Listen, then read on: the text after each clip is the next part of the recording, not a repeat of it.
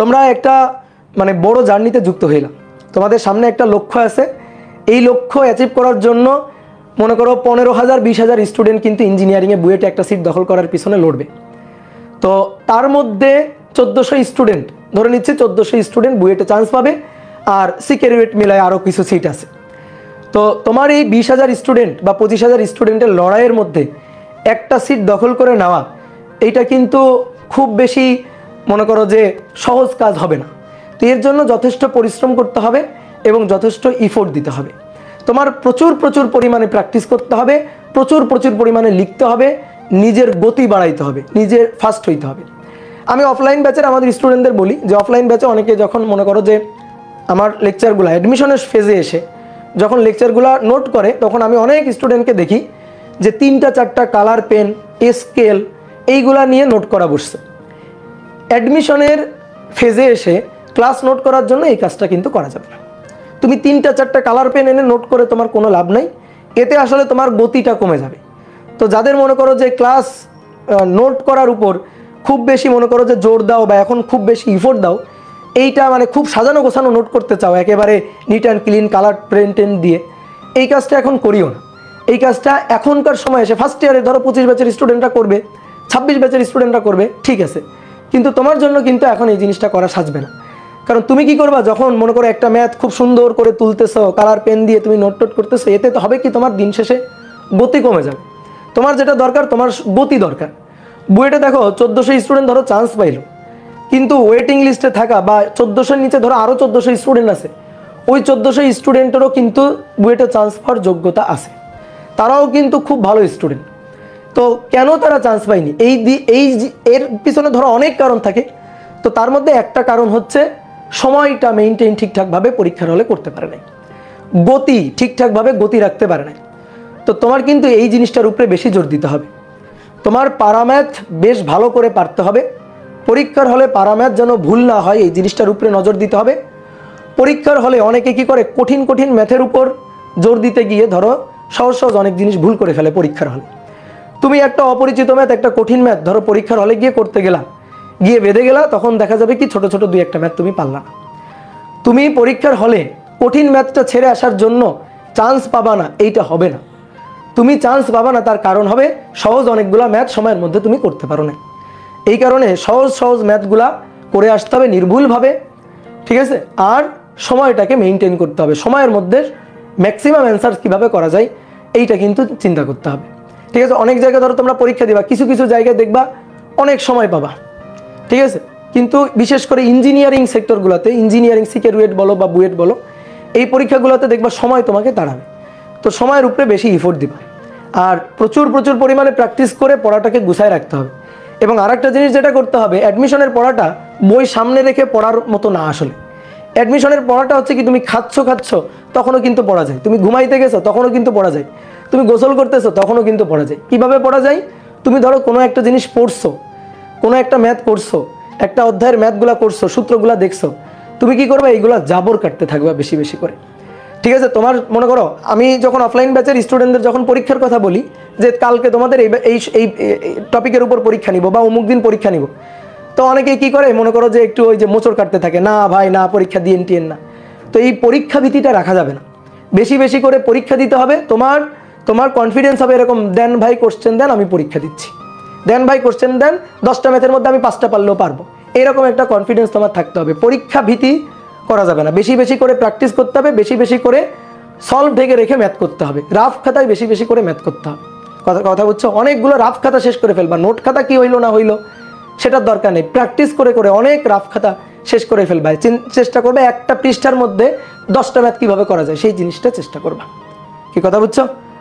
ওকে, তো অনেক কথা বললাম। আর একটা জিনিস হচ্ছে কি, অনলাইনে আমি যখন ধরো প্রথম মানে ধরো এগুলো বলতে চাই না, কিন্তু তারপর ধরো একটু বলতেছি যাতে তোমাদের ভালো হয় আর কি।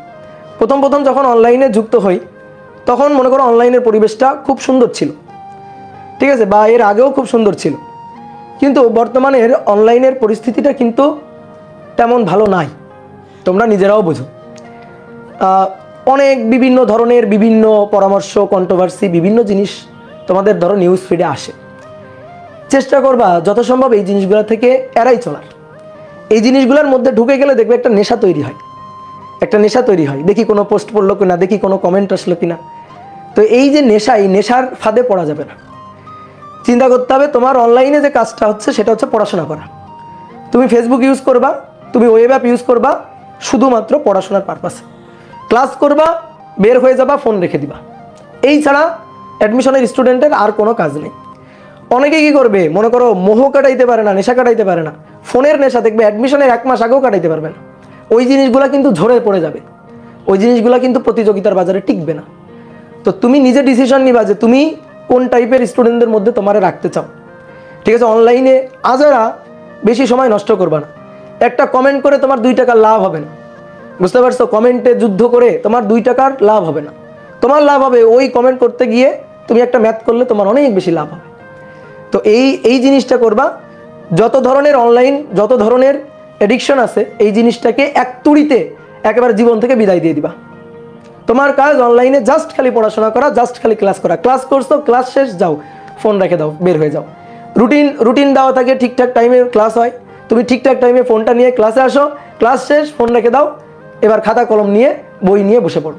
ঠিক আছে, বই নিয়ে, মূল বই নিয়ে, আমাদের প্র্যাকটিস শিটগুলো নিয়ে, তারপরে কোশ্চেন ব্যাংক নিয়ে বসে পড়ো, সলভ করো।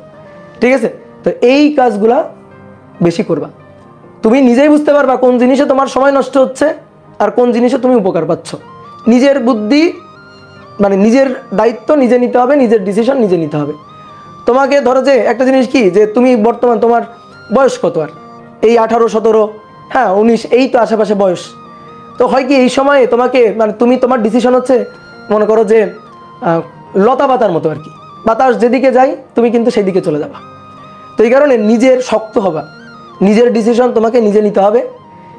নিজে যে বুদ্ধি খাটায় তুমি চিন্তা করবা যে তোমার জন্য কোনটা ভালো হচ্ছে, তোমার জন্য কোনটা খারাপ হচ্ছে, সেই ডিসিশনটা নিয়ে সেই মোতাবেক লড়ে যাইতে হবে, সময় নষ্ট করা যাবে না। একটা স্বপ্ন যদি দেখো, একটা লক্ষ্য যদি তোমার থাকে, তাহলে সেই লক্ষ্যের পিছনে ছুটতে হবে। ঠিক আছে, থামা যাবে না, কোনো থামাথামি নাই, সময় নষ্ট করা নেই, সেই লক্ষ্যের পিছনে ছুটে যাইতে হবে যতক্ষণ না সেই লক্ষ্যটা অ্যাচিভ হচ্ছে। কি কথা বুঝছো? তোমাদের যেহেতু তোমাদের ইঞ্জিনিয়ারিং ব্যাচে তোমরা যুক্ত হয়েছো, তোমাদের টার্গেট ইঞ্জিনিয়ারিং ইউনিভার্সিটিগুলো, পাবলিক ইউনিভার্সিটিগুলোতে একটা সিট বাগানো। তো একটা সিট বাগানো খুব বেশি সহজ কাজ হবে না, এর পিছনে পরিশ্রম করতে হবে। তোমাদের আর একটা গল্প বলি, সেটা হচ্ছে কি, যে ধরো স্টুডেন্ট হয়, মনে করো 3 ক্যাটাগরির স্টুডেন্ট। ঠিক আছে, এটা হচ্ছে তোমাদের, ধরো আমি আমার অফলাইন ব্যাচের, আমি তো স্টুডেন্টদের মাঝে থাকি, তো এই জিনিসগুলো ধরো আমি বুঝতে পারি, দেখতে পারি। তো তোমাদের আমি বলি যে স্টুডেন্ট হয় ধরো 3 ক্যাটাগরি স্টুডেন্ট। এক, খুব ট্যালেন্ট স্টুডেন্ট, খুব ট্যালেন্ট, তুমি মনে করো যে কলেজের ফার্স্ট, স্কুলের ফার্স্ট হয়ে আসছে, খুব ট্যালেন্ট স্টুডেন্ট, একটু ঘুরাই পেঁচাই ম্যাথ দিলে ও ধরতে পারে এবং ও সলভ করতে পারে। ঠিক আছে, এই এক ধরনের স্টুডেন্ট। আরেক ধরনের স্টুডেন্ট হচ্ছে, ধরো ও অত বেশি ন্যাচারাল ট্যালেন্ট না, বাট খুব পড়ুয়া, খুব খাটতে পারে। ওকে মনে করো একটা ঘুরাই পেঁচাই ম্যাথ দিলা, ও হয়তো ধরো পারলো না, সচরাচর পারে না, বাট ওর করা ম্যাথ, ওর পারা ম্যাথ, ধরো ও যেগুলা প্র্যাকটিস করছে, ওর কনসেপ্ট যতটুকুর মধ্যে ক্লিয়ার, ওইখান থেকে তুমি একটা ম্যাথ দিলা ধরো, তাহলে কিন্তু ও খুব পারে, ও কিন্তু একেবারে বসাই দিতে পারে, ওর কোনোভাবে কোনোটা কিন্তু মিস হয় না। তো আরেক ক্যাটাগরির স্টুডেন্ট আছে, ও মনে করো ন্যাচারাল ট্যালেন্টও না, ওর কোনো কষ্ট করার কোনো ইচ্ছাও নাই, কোনো পরিশ্রম করার ইচ্ছাও নাই, পড়াশোনাও করতে চায় না। তো এই ক্যাটাগরির কথা আমি বলতেছি না, এই ক্যাটাগরি বাদ, ও হিসাবের বাইরে। আমার কথা হচ্ছে এই 2 ক্যাটাগরির স্টুডেন্টই।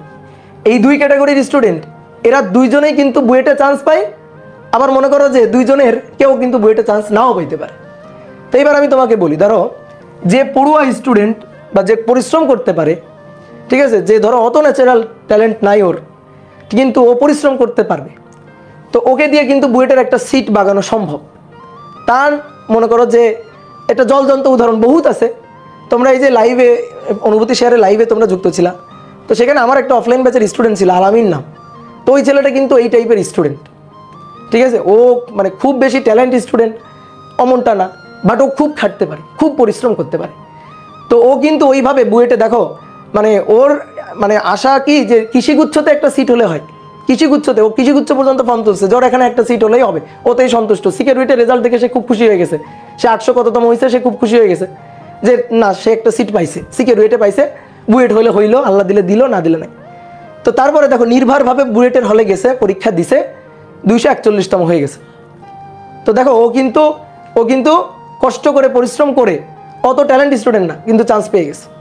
এবার অনেক সময় মনে করো ধরো এই স্টুডেন্টটা, এরকম আমার দুই একটা দেখা বহুত স্টুডেন্ট আছে, যে এই স্টুডেন্টটা কিন্তু খুব ট্যালেন্ট স্টুডেন্ট, আমার কাছে অফলাইন ব্যাচে পরীক্ষা টরীক্ষা দিয়ে খুব হাইয়েস্ট মার্কটার পাচ্ছে, কিন্তু ও কী করছে, অনেক কঠিন কঠিন জিনিসের উপরে বেশি নজর দিতে গেছে, অনেক কঠিন কঠিন জিনিসের উপরে বেশি নজর দিতে গেছে। ধরো আমরা অফলাইন ব্যাচে আমি পরীক্ষা নিছি, পরীক্ষার সময় এমন এমন কঠিন কঠিন দুই একটা ম্যাথ তো দিব যা তুই পারবি না, কারণ ধরো 300 মার্কের পরীক্ষায় যদি 300 পেয়ে যাও তাহলে তো মনে করো হবে না, তো আমি তো 2টা ম্যাথ দিবই যাতে তুমি বেঁধে যাও।